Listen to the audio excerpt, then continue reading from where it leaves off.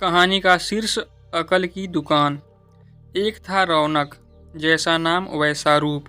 अकल में भी उसका मुकाबला कोई नहीं कर सकता था। एक दिन उसने घर के बाहर बड़े बड़े अक्षरों में लिखा, यहाँ अकल बिकती है। उसका घर बीच बाजार में था। हर आने जाने वाला वहाँ से जरूर गुजरता था। हर कोई बोर्ड देखता, हंसना और आगे बढ़ जाना। रौनक को विश्वास था कि उसकी दुकान एक दिन जरूर चलेगी। एक दिन एक अमीर महाजन का बेटा वहां से गुजरा।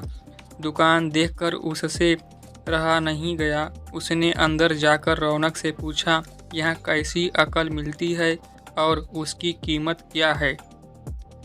उसने कहा, यह इस बात पर निर्भर करती है कि तुम इस पर कितना पैसा खर्च कर सकते हो। गंपू ने जेब से 1 रुपया निकाल कर पूछा, इस रुपये के बदले कौन सी अकल मिलेगी और कितनी? भाई, 1 रुपये की अकल से तुम 1 लाख रुपया बचा सकते हो। गंपू ने 1 रुपया दे दिया। बदले में रौनक ने एक कागज पर लिख कर दिया, जहाँ 2 आदमी लड़ झगड़ रहे हों वहाँ खड़े रहना बेवकूफ़ी है। गंपू घर पहुँचा और उसने अपने पिता को कागज दिखाया। कंजूस पिता ने कागज पढ़ा तो वह गुस्से से आग बबूला हो गया। गंपू को कोसते हुए वह पहुँचा अकल की दुकान। कागज की पर्ची रौनक के सामने फेंकते हुए चिल्लाया, वह रुपया लौटा दो जो मेरे बेटे ने तुम्हें दिया था। रौनक ने कहा, ठीक है, लौटा देता हूँ, लेकिन शर्त यह है कि तुम्हारा बेटा मेरी सलाह पर कभी अमल नहीं करेगा। कंजूस महाजन के वादा करने पर रौनक ने रुपया वापस कर दिया। उस नगर के राजा की 2 रानियां थीं। एक दिन राजा अपनी रानियों के साथ जौहर बाजार से गुजरा। दोनों रानियों को हीरों का एक हार पसंद आ गया।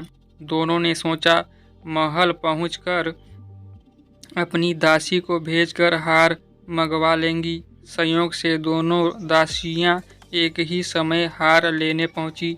बड़ी रानी की दासी बोली, मैं बड़ी रानी की सेवा करती हूँ, इसलिए हार मैं ले जाऊंगी। दूसरी बोली, पर राजा तो छोटी रानी को ज़्यादा प्यार करते हैं, इसलिए हार पर मेरा हक है। गंपू उसी दुकान के पास खड़ा था। उसने दासियों को लड़ते हुए देखा। दोनों दासियों ने कहा वे अपनी रानियों से शिकायत करेंगी। जब बिना फैसले के वे दोनों जा रही थीं, तब उन्होंने गंपू को देखा। वे बोली, यहाँ जो कुछ हुआ तुम उसके गवाह रहना। दासियों ने रानी से और रानियों ने राजा से शिकायत की। राजा ने दासियों की खबर ली। दासियों ने कहा, गंपू से पूछ लो, वह वहीं पर मौजूद था।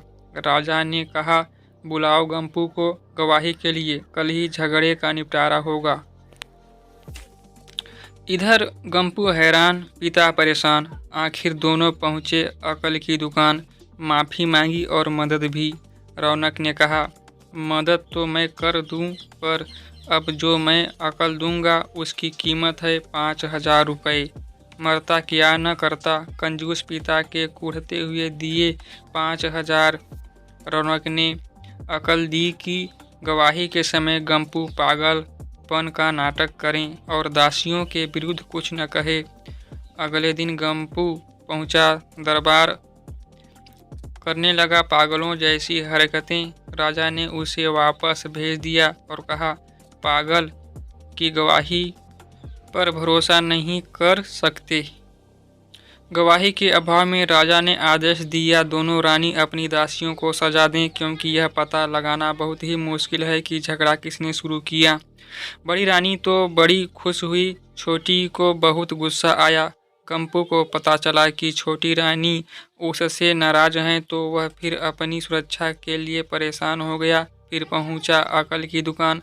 रौनक ने कहा, इस बार अकल की कीमत 10,000 रुपये। पैसे लेकर रौनक बोला, एक ही रास्ता है, तुम वह हार खरीद कर छोटी रानी को उपहार में दे दो। कंपू सकते में आ गया, बोला, अरे ऐसा कैसे हो सकता है, उसकी कीमत तो 1 लाख रुपए है। रौनक बोला, कहा था ना उस दिन जब तुम पहली बार आए थे कि 1 रुपये की अकल से तुम 1 लाख रुपए बचा सकते हो। खरीद कर भेंट करना पड़ा। उधर अकल की दुकान चल निकली। कंजूस महाजन सिर पीट कर रह गया।